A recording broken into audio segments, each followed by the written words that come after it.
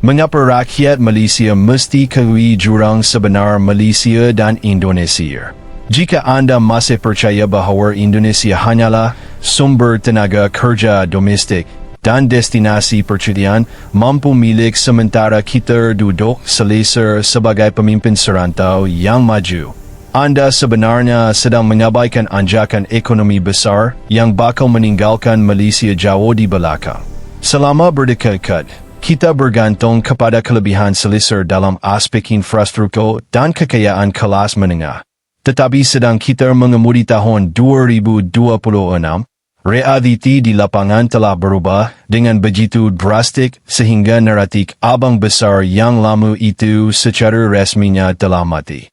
Hari ini, saya akan mendedahkan jurang sebenar antara Malaysia dan Indonesia, bukan jurang yang anda lihat dalam buku teks lama, tetapi jurang yang sedang berlaku sekarang di bilik mesyuarat di Jakarta dan hak teknologi di Nusantara.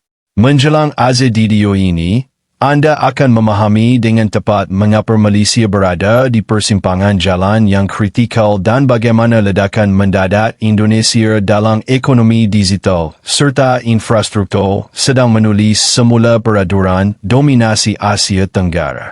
Jika anda sedang mendengar ini sekarang, saya ingin meminta sedikit bantuan untuk membuktikan sesuatu kepada seorang pencipta kandungan yang saya temui baru-baru ini. Dia mengatakan bahawa rakyat Malaysia tidak peduli tentang perbandingan nasional yang mendalam dan orang ramai hanya mahu menonton video prank. Tetapi saya percaya bahawa komuniti kita jauh lebih bijak dan bercita-cita tinggi daripada itu. Jika anda rasa kita perlu lebih banyak bercakap tentang masa depan negara kita dan di mana kedudukan kita berbanding jiran-jiran kita, sila tekan butang langgan itu sekarang untuk membantu saya menunjukkan kepadanya bahawa rakyat Malaysia menyokong kandungan yang benar-benar bermakna. Assalamualaikum. Dan mari kita selami transformasi besar yang masih terlepas daripada pandangan kebanyakan orang. Untuk memahami di mana kedudukan kita, kita perlu melihat terlebih dahulu kepada jurang kepentasan pelaksanaan. Kerana disitulah berlaku pembalikan yang paling mengejutkan. Untuk masa yang lama, Malaysia adalah standar emas bagi infrastruktur Asia Tenggara. Dengan lebuh raya dan lapangan terbang kita menjadi kecemburuan rantau ini. Tetapi ketika kita menghabiskan tahun-tahun kebelakangan ini membahaskan keberlaksanaan kereta api laju dan mengemudi beralihan politik, Indonesia telah bergerak pada kelajuan cahaya. Mereka meluncurkan kereta api berkelajuan tinggi pertama di rantau ini, yang menghubungkan Jakarta ke Bandung pada kelajuan 350 km sejam, manakala projek HEC-SR kita sendiri ke Singapura masih lagi menjadi topik perbincangan. Ini bukan sekadar tentang kereta api. Ia adalah tentang sebuah negara yang telah beralih dari fasa berancangan ke fasa pelaksanaan pada kadar yang sepatutnya membuatkan setiap rakyat Malaysia berasa sedikit tidak senang dengan kerana birokrasi kita sendiri. Tetapi inilah satu perkara yang ingin saya kongsikan. Ia bukan sekadar tentang projek besar yang berkilat seperti kereta api dan pencakar langit. Terdapat jurang tersembunyi dalam jiwa digital kedua negara ini yang jauh lebih signifikan. Dan saya akan mendedahkan dengan tepat mengapa gaya hidup digital Indonesia sebenarnya lebih bersepadu daripada kita nanti. Buat masa ini, mari kita bercakap tentang jurang minda kerana skim asas kepada segala-galanya. Apabila anda berjalan di jalan-jalan di Jakarta hari ini, anda tidak lagi melihat sebuah bandar yang cuba mengejar Kuala Lumpur. Anda melihat sebuah bandar yang menyasarkan untuk bersaing dengan Seoul dan Tokyo. Mereka mempunyai bonus demografi lebih 280 juta orang. Dan mereka akhirnya menemui cara untuk menggunakan skala itu sebagai senjata. Pernahkah anda perasan berapa banyak syarikat unicorn Indonesia seperti Google dan Traveloka telah menjadi nama besar di seluruh rantau? Berapa banyak syarikat teknologi Malaysia yang boleh mengatakan perkara yang sama pada tahun 2026? Mari kita lihat pada jurang integrasi keuangan, khususnya sistem kris berbanding dunia kita. Walaupun kita sangat bangga dengan idompit kita, Indonesia telah mencipta sistem pembayaran QR bersatu yang begitu universal sehingga membuatkan pasaran kita yang berpecah belah kelihatan seperti dari dekade yang lalu. Anda boleh pergi ke kampung yang paling terpencil di Jawa Tengah dan membayar snack berharga 10 sen dengan kod QR yang berfungsi di setiap bank dan dompet digital di negara tersebut. Mereka bukan sekadar mendigitalkan bandar. Mereka mendigitalkan perdagangan seluruh negara dalam satu langkah besar. Di Malaysia, kita masih melihat banyak perniagaan kecil di jantung Kel atau Pulau Pinang yang hanya menerima tunai sahaja atau bergelut dengan pelbagai pemegang QR yang berbeza untuk dompet yang berbeza. Tidakkah pelik bahawa negara yang dahulunya kita anggap kurang membangun mempunyai pengalaman pembayaran digital yang lebih lancar daripada kita? Sekarang, mari kita bercakap tentang jurang pelaburan kerana angka tidak menipu.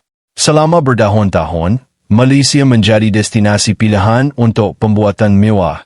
Tetapi polisi hilirisasi Indonesia telah mengubah permainan. Dengan mengharamkan ekspor nikel mentah dan memaksa syarikat membina kilang pemprosesan di bumi mereka, mereka telah berjaya menguasai seluruh rantai bekalan bateri kenderaan elektrik. Ketika kita sedang cuba menarik bilik pameran kereta Indonesia sedang membina bateri ini yang diperlukan oleh seluruh dunia. Mereka beralih daripada menjadi sumber bahan kepada hak teknologi. Ini adalah satu rantaian ya bagi pelabur global. Adakah mereka mempunyai sumber? Ya. Adakah mereka mempunyai tenaga kerja? Ya. Adakah mereka kini mempunyai teknologi pemprosesan? Ya. Dan skim sebabnya Tesla, LG, dan Hyundai mencerahkan berbilion dolar ke Indonesia manakala kita masing cuba memikirkan peta jalan tenaga jangka panjang kita. Saya teringat berbual dengan seorang rakan yang baru-baru ini berpindah dari pekerjaan bergaji tinggi di KL ke sebuah syarikat pemula di Jakarta. Saya bertanya kepadanya mengapa dia sanggup meninggalkan keselesaan di Malaysia. Dan jawapannya cukup mendalam. Dia berkata, di Malaysia, kita sedang bertelagah tentang masa lalu. Di Indonesia, kita sedang membina masa depan. Dia menyifatkan tenaga dalam dunia teknologi Jakarta terasa seperti Silicon Valley pada awal tahun 2000-an. Terdapat jurang kelaparan yang perlu kita tangani. Adakah kita sudah menjadi terlalu selesa dengan status pendapatan sederhana kita? Walaupun kita menikmati petrol bersubsidi dan lebuh raya yang sedia ada, anak muda di Indonesia sedang membina aplikasi yang menguruskan segala-galanya daripada pinjaman mikro untuk petani hinggalah perkhidmatan dobi atas permintaan yang kosnya kurang daripada secawan kopi. Satu perubahan corat. Mari kita bercakap tentang jurang modal insan. Sistem pendidikan Indonesia sering dikritik, tetapi mereka melahirkan bakat teknologi pada jumlah yang tidak mampu kita tandingi.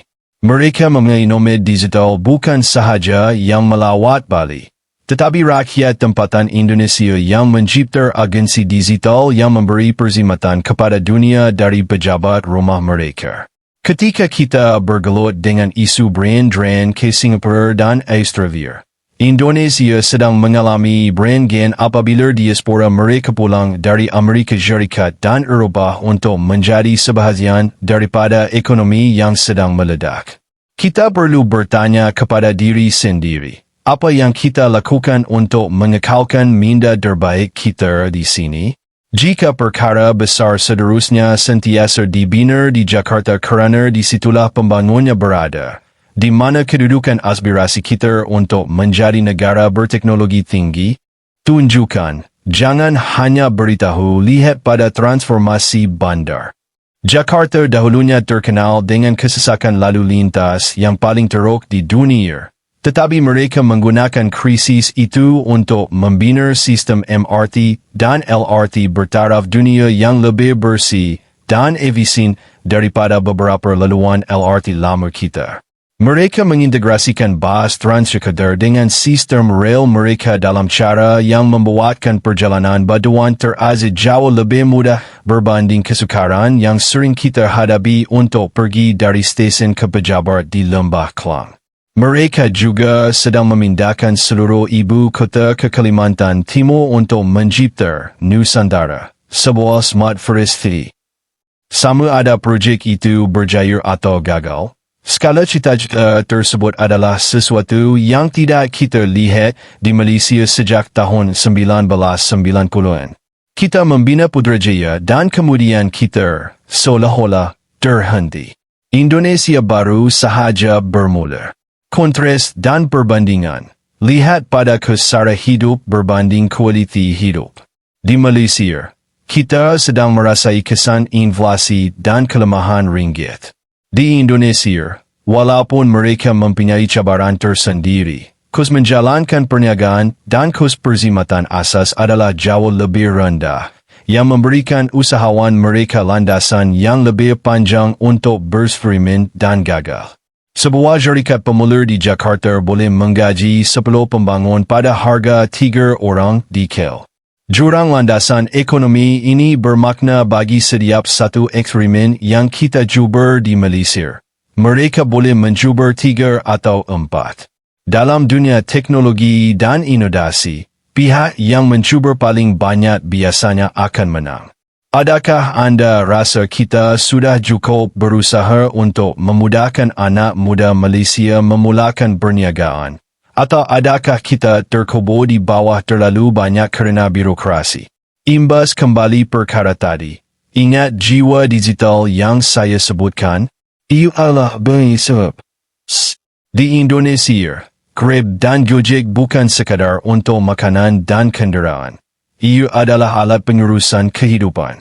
Anda boleh mendapatkan urutan profesional, mekanik kereta, atau pungutan dobi di depan pintu rumah melalui satu aplikasi dengan harga yang dianggap sebagai tawaran bajet di Malaysia. Mereka telah melangkaui era desktop dan terus menjadi masyarakat yang mengutamakan berhenti mudah alih di mana ekonomi perzimatan berada di hujung jari anda. Kita mempunyai aplikasinya, tetapi kita tidak mempunyai kepadatan perzimatan.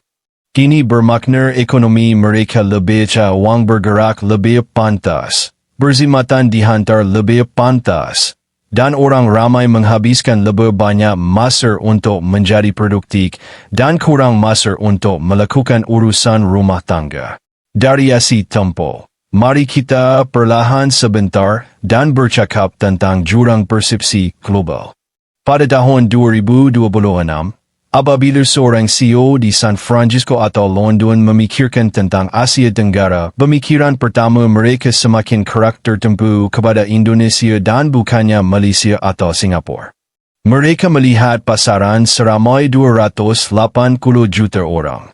Mereka melihat kajian jawatan Presiden G20. Mereka melihat kestabilan. Kita dahulunya adalah pintu masuk ke rantai ini, tetapi sekarang, dunia terus pergi kepada puncaknya. Jika kita kehilangan status sebagai hak serantau utama, ekonomi kita akan menerima impak yang besar. Kita perlu berjuang untuk kekal relevan, dan kita tidak boleh melakukannya dengan hanya menjadi sedikit lebih baik daripada semalam. Kita perlu menjadi sangat berbeza. Mari kita berada ke fase penantian. Apa yang akan berlaku selepas ini? Dalam beberapa tahun akan datang, kedian per kapita Indonesia dijangka terus meningkat, manakala kita sedang bergelut untuk keluar daripada berangkap pendapatan sederhana. Jika kita tidak merapatkan jurang inovasi dan jurang pelaksanaan, kita mungkin akan bangun pada tahun 2030 dan mendapati bahawa ringgit bukan lagi mata wang yang lebih kuat dan infrastruktur kita dianggap ketinggalan zaman berbanding jiran kita. Ini bukan sekadar satu kemungkinan. Ia adalah trajektori semasa melainkan kita mengubah cara kita beroperasi. Adakah kita bersedia untuk menjadi pihak yang pergi ke Indonesia untuk bekerja, dan bukannya sebaliknya? Menutup tanda tanya. Saya memberitahu Anda di awal tadi bahwa saya akan menjelaskan mengapa jurang jiwa digital itu penting. Ia penting kerana ia adalah refleksi bagaimana sesebuah masyarakat menggunakan teknologi untuk menyelesaikan masalah. Integrasi digital Indonesia bukan sekadar kemudahan. Ia adalah alat untuk mobiliti sosial. Ia membolehkan seorang gadis di pekan kecil di Sumatera menjual hasil kraftnya kepada seseorang di Jakarta secara sekejap sahaja. Ia membolehkan seorang petani mendapat harga yang adil untuk tanamannya tanpa orang tengah. Ia mencipta ekonomi yang lebih sangsama pada kelajuan yang belum kita tandingi. Inilah jurang sebenar, bukan sekadar wang, tetapi pendemokrasian peluang melalui teknologi. Momentum sedang menuju ke arah pendedahan besar. Pemenang sebenar di Asia Tenggara bukan lagi negara dengan bangunan tertinggi, tetapi negara yang boleh bergerak paling pantas. Sekarang, Indonesia sedang bergerak lebih pantas. Mereka mengambil risiko yang lebih besar. Mereka membina perkara yang lebih besar. Mereka lebih ler. Dan kelaparan adalah satu-satunya perkara yang Anda tidak boleh beli dengan KDNK yang tinggi. Kita perlu mencari semula kelaparan kita. Kita perlu ingat bagaimana rasanya pada tahun 90-an apabila kita adalah harimau asal dan segalanya dirasakan mungkin. Kita mempunyai bakat, kita mempunyai lokasi, dan kita masih mempunyai kelebihan, tetapi kelebihan itu kini sangat nipis. Hasil yang memuaskan daripada seluruh perbincangan ini adalah ini. Memahami jurang tersebut adalah langkah pertama untuk merabatkannya. Kita tidak seharusnya cemburu dengan Indonesia. Kita seharusnya terinspirasi. Kejayaan mereka adalah peta jalan untuk apa yang mungkin berlaku apabila sesebuah negara memutuskan untuk berhenti memberi alasan dan mula mencipta kemajuan. Kita boleh menjadi rakan kongsi dalam pertumbuhan mereka, tetapi hanya jika kita berdiri di atas kedudukan yang sama. Jika kita kekal statik, kita akan menjadi sekadar nota kaki dalam cerita mereka. Jika kita bergerak, kita boleh bersama-sama menulis bab paling berjaya dalam sejarah Asia Tenggara. Untuk merumuskan 3 pengajaran utama. Pertama, Indonesia telah memotong kita dalam kelajuan pelaksanaan dan cita-cita infrastruktur. Kedua, integrasi digital mereka melalui sistem seperti KRIS dan aplikasi super telah mencipta ekonomi yang lebih cekap dan cepat. Dan ketiga, polisi industri hilirisasi mereka telah menjadikan mereka hak yang tidak boleh digantikan untuk masa depan tenaga hijau dan transformasi ini adalah nyata, jurang semakin merapat, dan masa sedang berjalan untuk Malaysia bertindak balas. Jika analisis ini memberi Anda perspektif baharu tentang rantau kita, sila tekan butang suka dan kongsi ini dengan rakan yang masih menganggap Indonesia ketinggalan di belakang kita. Kita perlu mengadakan perbualan ini sebagai sebuah negara sebelum terlambat. Beritahu saya dalam ruangan komen, adakah Anda rasa Malaysia boleh mendapatkan semula status harimau kita, atau adakah Indonesia sudah pun merampas mahkota tersebut? Saya mahu melihat pendapat Anda. Jangan lupa untuk langgan bagi membantu saya membuktikan saya dan mengekalkan komuniti ini untuk terus berkembang. Kekal bermaklumat, kekal lapar, dan saya akan jumpa Anda dalam video seterusnya.